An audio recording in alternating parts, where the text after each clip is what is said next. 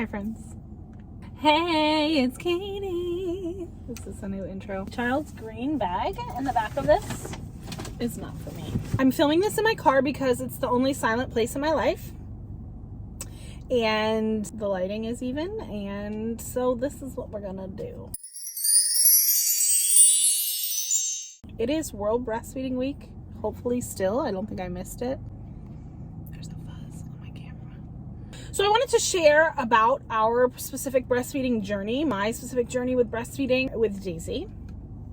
Because I get this question a lot, and it's really hard to answer this very nuanced question in an Instagram story. So I thought, why not make a long form video? So here we are. So let's start with, I'm going to briefly walk through the birth and how I think we got to this point, and then some of the things that happened with Daisy that kind of just didn't make it work out, how we started pumping, all that stuff. Anyway, I'm not going to tell you the whole story, but that's kind of like how I'm going to try to do it. So I had an unplanned C-section. That's a story for another day. Maybe someday I'll get to it. It's still very traumatic. I'm still trying to work on it through therapy. Woo! Either way, I ended with an unplanned C-section. And so I didn't get skin to skin with her right away. I had some time in between recovery. There were some other factors. And I tried to breastfeed. My milk had not come in yet. But now that I know how it works and that colostrum is like a very, small amount, and that it's not just like the flow of milk from the rivers of, I don't know where, the Mississippi River, that's not a biblical river, just insert one here, is not what it's actually like, now that I know better. But I felt a lot of stress because they were like, where's your milk? You have to pump, like bring in the milk, the child needs the milk, as if she needs like 50 ounces of milk in the first minute of her life. She doesn't. So I was stressed. I tried to breastfeed. She latched a couple times. Nobody in the hospital. They were like, we're going to send you a lactation consultant. Deedle. And saw a woman for like 5 minutes, 3 days in. And she's like, I'll be right back. And she never came back. Like in a horror film. She's like, see you soon. And I was like, probably won't. So then that didn't help me because I didn't really have a lot of support there. My mother-in-law is actually an IBC-LC. And so I was texting her and asking her for her help as much as possible. But like, she also does not live here. So it's kind of hard to just like do this through text message. Like, oh, does my boob look normal? Things you never thought you would text your mother-in-law. So anyways, we were trying to make it work. This is literally like day one. And then the nurse came in at one point during the first or second day. Everything is a blur postpartum in those days in recovery. At like 3 a.m. And she was like, you need to pump. She brought the pump in literally at 3 a.m. You need to pump because if not, your baby has lost some weight. And if she doesn't get back to her weight, then they could keep you here in the hospital. Like if the doctor doesn't like that, they might like delay your discharge. Like all this stuff that like, sounds terrifying and you don't want to do. So it's like, sure, yeah, bring me the pump. Like that didn't work also. Okay, sick. She's like, I would suggest that you supplement with formula if the pump is not working and like nothing's happening, blah, blah, blah, blah. Immediately, I'm already frustrated because I wanted to breastfeed. And so again, this is something else that I didn't realize. Like a tiny little bit of formula is not going to throw off your whole journey. And so I thought like me succumbing to this was like, I felt like my pride was affected. I felt shame around it, all of that stuff. So it's just like, this is a lot of blows right away in the hospital, right after you have a child. And there's lots of emotions. We tried the formula because I was like, well, I'm not staying here in this godforsaken hospital. So I really want to just like do whatever I can to get out of here. So we give her a little formula. I continue to try to breastfeed. I continue to never see a lactation consultant, whatever. And we get discharged. We go home. Oh, backtrack real quick. I chose this hospital because they were supposedly like, breastfeeding friendly and mother and baby hospital and da-da-da-da-da. Again, another story for another day. But we go to leave and I'm like, hey, Steve, can you go ask the nurse for some formula to take home because like we don't have any formula. We were not planning to breastfeed. Again, rookie move. Probably should have just had something just in case, right? And he's like, yeah. So he goes to ask the nurse and the nurse is like, yeah, no, sorry, I can't send you home with anything because we're a breastfeeding friendly hospital. So we don't give out formula. Sick. So then we go home. She's not eating. She's screaming her head off. I'm like, have an incision in my abdomen. Everything's wonderful. Steve had no sleep. It's just like super fun and cozy and wonderful. So we called Steve's mom in the middle of a pandemic and we're like, listen, I'm so sorry. We've not let anyone in our home. We're terrified to do this, but can you please come help us because my child's not eating. I have no idea what to do. My mother-in-law, who is a saint, came down to help us. And so that began the real work of our breastfeeding journey. We tried everything. We tried every single pose that you can do. Okay. I used the electric pump that I had, the Spectra S2. It's like the blue one that's like, you can charge and then like take it around. town. Take it around town. No, but really, it's like, doesn't have to be attached to the wall. It's actually a good one. I liked it as much as I hated pumping.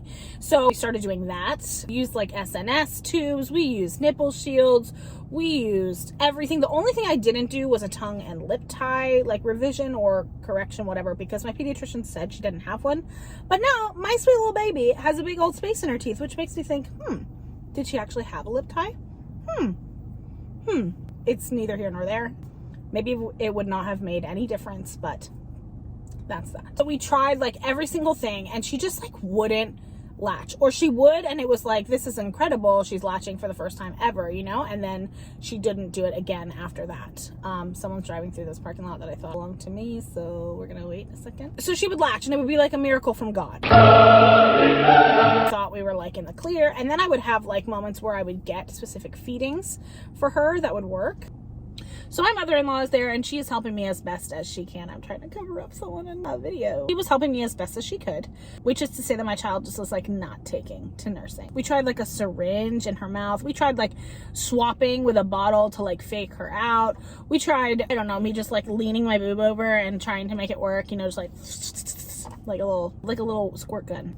Didn't work. So I started pumping, and I would give her my pumped milk because she was not breastfeeding. So at this point I'm like triple feeding though, because like I'm still trying to get her to breastfeed, and she would latch occasionally, but it wouldn't be enough. So then I would have to like pump and feed her the milk that I pumped. It was very tiring. So I did that for a long time.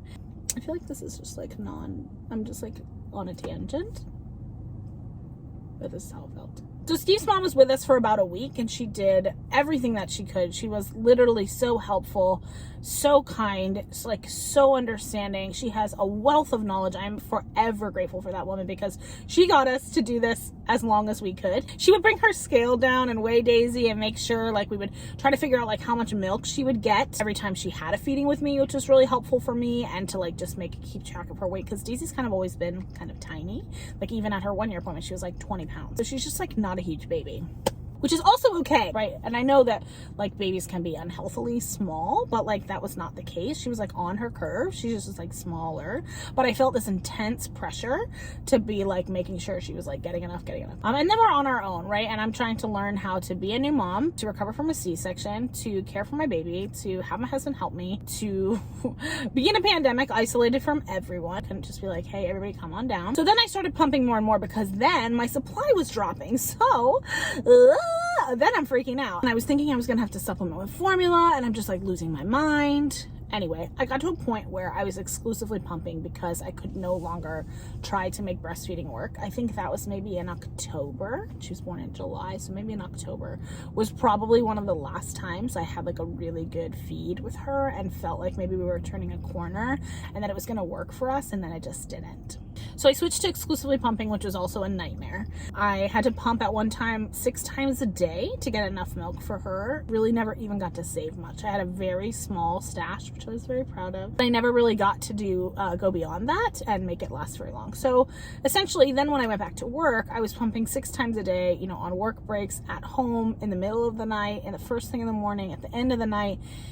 And again, on top of it, I'm just like extremely exhausted. So my mental health is taking like a total hit from this. And so is my marriage, so is my relationship with my child. And all of the things that breastfeeding is supposed to do, which is bond you to your child and give you all of these like incredible moments, it wasn't happening, you know? And I know that's not guaranteed. I'm not saying that's what anyone tells you breastfeeding is, but there is definitely a narrative that like, oh, it's like beautiful and special for everyone. I'm like, it's the best thing, and your child will be the best if you breastfeed, and it will become the next president of the United States, right? And sometimes it's just like, that's just not the truth. That wasn't the truth for me. I hate to say like my truth, but really my experience was that it was depressing and that it was really hard. It gave me a lot of anxiety, and it made me feel separate from my kid, because instead of being with her, actually bonding with her, holding her, loving on her, I was like sitting there separate on a pump just to feed her, to feed my own pride, to say, yeah, like I give my kid breast milk. And there's nothing wrong with that. Like if you want to do that, that's okay. But for me, it was like really, really affecting me in a way that was becoming negative. It was about pride. It was about me trying to say that I could do this, that I was able to. I don't like to say no. I don't like to say that I can't do something like so stubbornly in a way that is often, to my detriment. case in point. But I just think that like it became so problematic. So Steve and I had a lot of tears, a lot of difficult conversations. He actually really helped me to be like, Katie, like, we really have to discuss like what is the end goal here? Because in my mind, if you had let me, I would have just continued to destroy my mental health until I got to the 1 year mark, because that was like this arbitrary thing in my head that was like, I should have to get to a year of like breastfeeding her. That was the thing in my head that I had to get to at like all costs. And that was just not a good idea. So I am so thankful for Steve being a kind and gentle voice of reason. I fought hard, but we had a lot of difficult conversations about what our life needed to look like, because it just wasn't sustainable. It was not good for me, for us, for Daisy to be sitting on a pump 6 times a day to just make enough milk. And then everything else is like falling at the wayside, right? Everything else is like not even joyful, because I'm just like so stuck in my anxiety, in this cycle, in this pride, in this stubbornness about feeding her. And I was so sad. Like, I want you to know, and I don't want to cry. Lock it up, Katie. I was sad to switch her to formula because I think there's a lot of shame around that. I had already had a C-section that I didn't plan. So I felt like, cool, like here's another thing that I wasn't able to do, Ooh. Woo! Hold on, we're gonna get it together. I don't really like crying on the internet. I think it's kind of performative, so I'm really, really trying not to, but also it's very hard to tell this story and not get upset. So we're just gonna take a second. I think there's a lot of shame around people feeding with formula, and I always wanted to be that. I literally would say to people, like, I can't wait to breastfeed so that if people, like, give me a face or want to talk to me about it in public, I can literally, like, fight them about it. Not, like, fist fight, but, like, I wanted to be, like, the sassy woman who was like, no, I will not put my boob away for you. Like, I'm feeding my child and you can deal with it, right? It's probably also not the best mindset, But I was really sad to have to move to formula, because I felt like, yet again, this was another aspect in my, very first time as a mom that I had, like, quote unquote failed, which is just like not the truth. And I'm not saying that because I'm trying to make myself feel better. Like, I'm saying that because maybe no one said it to you. It's not the truth. If you are not able to breastfeed for whatever reason, whether that's your mental health, whether that's something physical, whether it's a supply issue, whether it's because you had mastitis and it's like hurting you to do it over and over again, like whatever your reason, and that is between you and your spouse and whatever, it is not a bad thing to have to feed your child formula. Like, wouldn't we all love to have the beautiful breastfeeding experience that everyone talks about?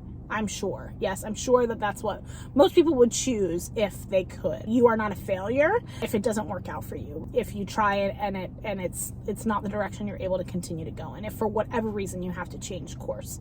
If you're able to have a beautiful, relatively easy breastfeeding experience, because I know I can only imagine, had I continued to breastfeed 24/7, what it would be like to constantly have a child, attached to me and be the only source of food for them. So I'm not saying that like the grass is always greener. I'm not saying like someone has it easy if they're breastfeeding. I know, please trust me, it's not easy. None of it is easy. No way that you feed your child or raise your child or do anything for a child is easy, okay? I'm sharing this from my personal experience because I feel that there have been a lot of narratives about the beauty and the joy of breastfeeding, but I've not seen a lot about how difficult it is, even for those for whom breastfeeding does work out. It is so mentally, physically, emotionally taxing on a woman. I think that needs to be talked about more, because even, like I said, even if it works out for you, it is not all sunshine and rainbows. Would it be ideal if we could all get breastfeeding to work for us and for it to go well and get to a place where we feel confident and our baby is fed and we don't have to rely on other factors, and like it's beautiful and joyful and wonderful and a bonding experience? Is that the goal, or would that be like ideal? Of course, because nope, I don't want to be mixing formula 27 times a day either. That's not fun. If that is not what happens to you, if you don't get the beautiful breastfeeding journey that you dreamed of, you're not broken, you're not a failure, you're not being less of a mom, okay? Your children are not going to grow up and automatically be like serial killers, okay? Is that like, did that get like really too dark really quickly? I'm just saying. Hopefully there's no like study correlation. LOL, just kidding. You're not broken. You're not a failure. You're doing what is best for your kid, for your marriage, for yourself. And it's a huge thing. It's a huge undertaking to have a child. It's a huge undertaking to feed a child. I was thinking like, oh, breastfeeding and formula was difficult. And now I have to figure out how to give her 3 meals a day and snacks? Are you joking? I even hate making myself breakfast and lunch. And now I have to like make food all the live long day. Feeding a child is difficult. World Breastfeeding Week is amazing. But if you are like me or similar to me, or your story is anything like mine and it did not work out for you in the way that you had hoped, I'm here for you. I see you. I would love to hear about your own story, your own journey. I cried a lot of tears. Obviously, I did some in this video. Oopsie. It was a really emotional thing for me. It was really hard for me to let go of all the things that I associated with it, namely one being pride and failure.